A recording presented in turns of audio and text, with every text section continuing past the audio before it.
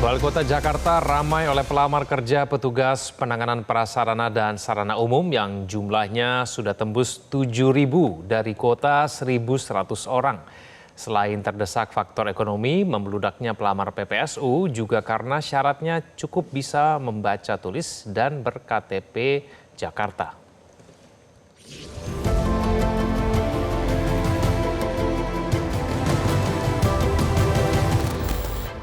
Ratusan orang mendatangi kantor Balai Kota DKI Jakarta untuk melamar sebagai petugas penanganan prasarana dan sarana umum atau PPSU pada Rabu dan Selasa lalu.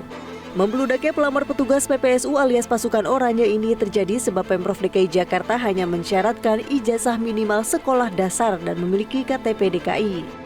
Gubernur DKI Jakarta Pramono Anung menyebut pendaftaran sebagai pasukan oranye seharusnya bisa dilakukan di tingkat kelurahan agar tidak berdesakan.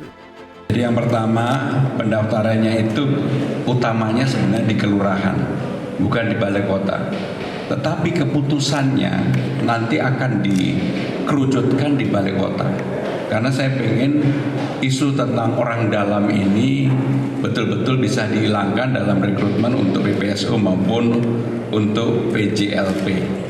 Sehingga dengan demikian, sekali lagi kami informasikan bahwa rekrutmennya, pendaftarannya bisa di kelurahan. Tetapi keputusannya karena saya ingin menghilangkan orang dalam dan transparansinya itu terjadi, maka keputusannya di tingkat wali kota yang dilaporkan kepada gubernur. Pemprov DKI Jakarta membuka lowongan pekerjaan bagi warga Jakarta sebagai petugas PPSU dengan kuota 1.100 orang dan akan bertambah 506 lowongan di awal tahun depan. Begitu juga dengan 1.000 lowongan untuk petugas pemadam kebakaran. Tim Liputan Metro TV. Ibu rumah tangga hingga sarjana mendatangi Balai Kota Jakarta untuk menyerahkan langsung form lamaran kerja sebagai petugas penanganan prasarana dan sarana umum. Antrian pelamar masih terjadi hingga Kamis siang ini. Mereka berharap rekrutmen PPSU berjalan terbuka dan transparan. Kenapa Ibu mau kerja lagi tuh? Karena untuk membiayain anak saya yang kuliah. Udah, suami saya kena pensiun. Nggak ada modalnya udah. Ada modalnya. Udah. Ibu lulusan apa nih Bu? Semia. Ibu untuk kesehatan Ibu gimana Ibu ini? Alhamdulillah. Kalau untuk jika diterima ini Ibu, untuk kewajiban nanti itu Ibu kuat Bu? Ya, mudah-mudahan kuat. Bismillah. Jadi kena pensiun ya? Suami yang kena pensiun saya udah nanti. Lulusan apa? Saya lulusan S1. S1 apa tuh Kak? Manajemen. Kak, kenapa memilih lamar PPSU Kak? Nggak di tempat lain gitu? Pertama sebenarnya saya udah melamar ke mana aja, swasta maupun di negeri juga saya sudah berusaha. Tapi selagi ada peluang dan kesempatan saya tetap untuk bisa apply kerjaan di mana aja. Tapi sebelumnya udah ngelamar-ngelamar di perusahaan lain ya? Sudah. Itu diterima atau gimana Kak? Pertama sih awalnya untuk tes psikotes seperti itu, terus mentok-mentok sih di interview. Iya. Dan itu belum ada panggilan lagi. Di tengah kelesuan ekonomi nasional, pekerjaan menjadi hal yang sulit didapat. Bagaimana warga Indonesia termasuk warga Jakarta menyiasati masalah ini demi bertahan hidup? Kita akan membahasnya bersama dengan staf khusus Gubernur dan Wakil Gubernur Jakarta Chiko Hakim dan pengamat tata kota Yayat Supriyatna. Kang Yayat, Bang Chiko, selamat malam. Selamat malam, Kevin. Bang Yayat, Kevin. Atas waktunya. Ya. Bang Chiko, kuota untuk sekarang yang dibutuhkan Pemprov itu 1.100, tapi yang datang sampai lebih dari 7.000. Nah, Pemprov ini kaget apa enggak nih melihat realita pencari kerja seperti ini? Ya, sebenarnya kita pertama ya mengapresiasi apa yang menjadi antusiasme warga. Tapi yang kedua tentu kita prihatin ya. Kalau kita mendengar apa yang disampaikan oleh saudara-saudara kita yang melamar tadi, ya memang kondisi ekonomi nasional dan Jakarta juga tentunya sedang lesu, banyak PHK terjadi di mana-mana, dan ini selain memang kita membutuhkan PPSU itu sendiri, tapi juga ini adalah bagian dari upaya andil dari Pemprov DKI Jakarta untuk bisa bagaimana mengurangi jumlah pengangguran dan bisa mengakomodir tenaga-tenaga kerja yang sedang mencari kerja. Dan di Jakarta ini sebenarnya kan yang dibutuhkan 500.000 tenaga kerja, dan ini hanya salah satu yang bisa kita lakukan. Tapi selain juga PPSU ada juga perekrutan damkar dan PJP lain. Damkar itu ada 1.000, dan ya kita mencoba untuk bagaimana caranya betul-betul nanti dalam rekrutmen merekrut teman-teman atau saudara-saudara kita yang paling tepat untuk posisi ini. Itu kalau terkait dengan kaget apa enggaknya, ya cukup kaget, tapi ya dapat dimaklumi seperti yang saya sampaikan tadi dengan kondisi ekonomi seperti ini. Namun dalam kesempatan ini juga ingin menyampaikan, Kevin, kalau boleh, bahwa nanti dalam 1-2 hari ini akan diumumkan pembukaan pendaftaran melalui online juga, selain juga kapan bisa datang ke kelurahan dan tingkat wilayah masing-masing.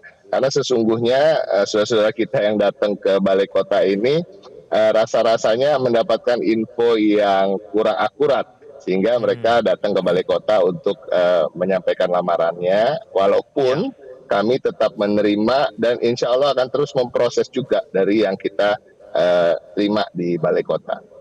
Oke, jadi sebetulnya tidak perlu sampai membludak di balai kota begitu ya Bang Ciko ya. Saya ke Kang Yayat. Betul. Kang Yayat, tidak hanya lulusan SD tapi kemudian sampai lulusan sarjana berminat dan mendaftar begitu untuk menjadi petugas PPSU. Segitu sulitnyakah mencari kerja saat ini? Ya, saya mengatakan realitas yang kita hadapi di Jakarta ini hampir 350.000 pengangguran. Dengan latar belakang pendidikan memang sangat di latar belakangi dengan SD, SMP, dan SMA.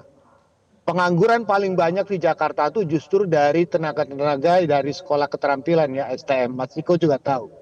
Kemudian yang terdaftar sekarang itu hampir 43.000. Nah sekarang pemetaan di mana wilayah yang paling banyak pengangguran.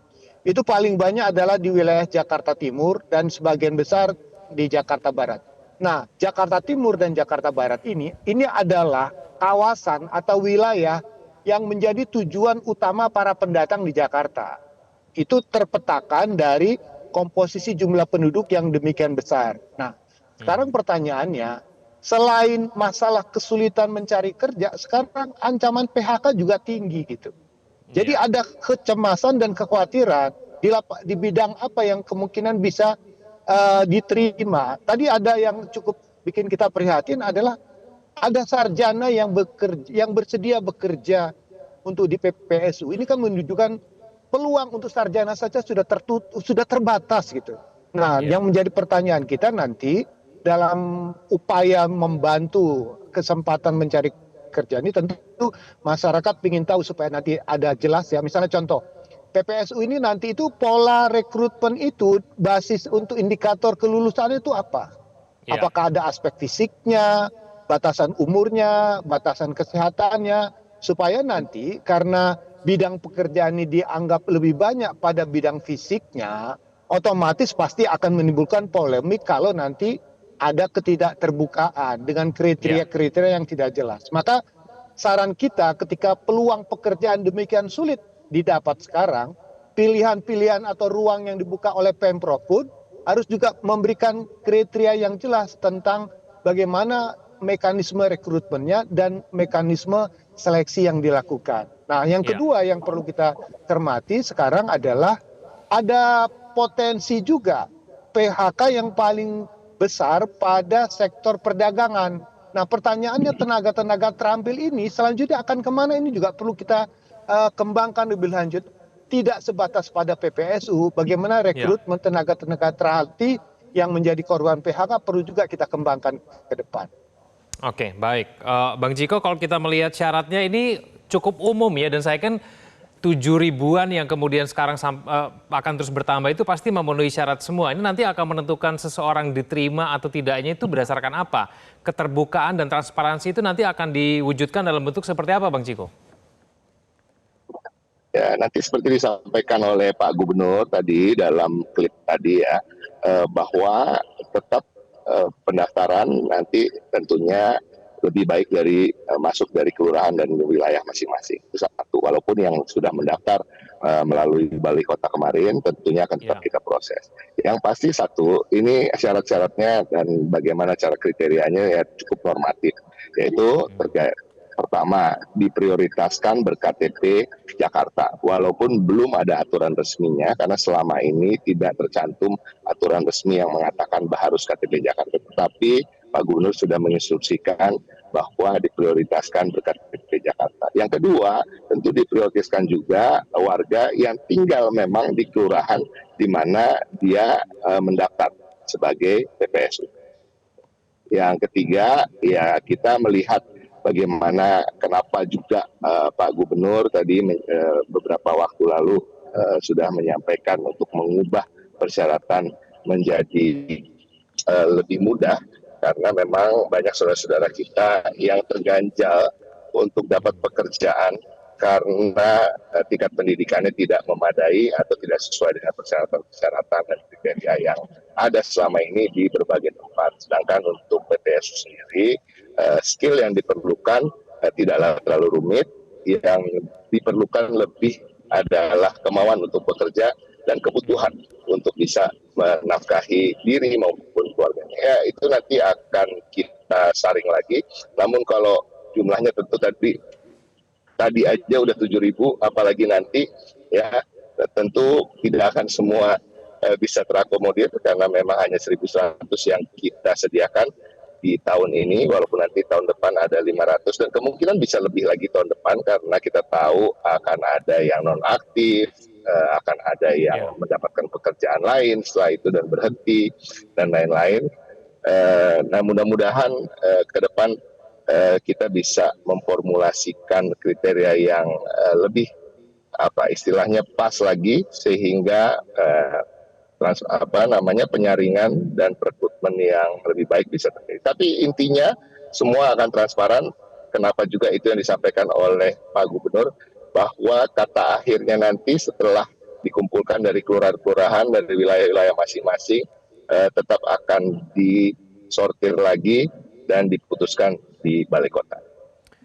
Ya, Kang Yayat melihat tingkat pengangguran di Jakarta saja mungkin sudah levelnya ratusan ribu begitu ya kalau berdasarkan data dari BPS di tahun 2024. Nah, bagaimana kemudian cara Pemprov Jakarta ini bisa mengakomodir, mencarikan pekerjaan untuk ratusan ribu pencari kerja itu, Kang Yayat? Kita bisa belajar dari masa COVID kemarin. Ketika COVID itu banyak yang korban PHK. Nah, apa yang dilakukan? Salah satu yang dilakukan itu oleh Kementerian PUPR adalah program padat karya. Jadi ada program-program yang terkait infrastruktur, misalnya perbaikan drainase. Ini menarik model Jakarta. Kalau Jakarta ini kan sekarang sering kebanjiran, ada pengerukan yang perlu dilakukan. Apakah tenaga PPSU ini kan terkait juga dengan kebersihan dan pekerjaan fisik. Kalau misalnya tidak tertampung di sini, apakah ada program padat karya yang bisa dilakukan yang lebih bersifat masif, massal dengan pendekatan pada penyelesaian pembangunan infrastruktur perkotaan?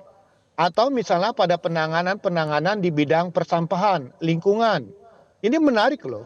Jadi kalau menurut saya ada bagusnya Pak Gubernur dalam setahun 2 tahun ini ketika belum ada kepastian terkait dengan upaya pemulihan ekonomi, alangkah baiknya dana-dana bantuan sosial yang selama ini diberikan oleh Pemprov DKI hampir 17 sampai 18 triliun itu mungkin bisa ditambahkan untuk menciptakan pekerjaan-pekerjaan atau kegiatan-kegiatan yang padat karya dengan melibatkan mereka-mereka yang sebetulnya membutuhkan lapangan kerja tanpa memiliki keterampilan khusus seperti yang di PPSU ini. Ini kan merupakan celah yang bisa dilakukan oleh Pemprov DKI di tengah sulitnya lapangan kerja di Jakarta.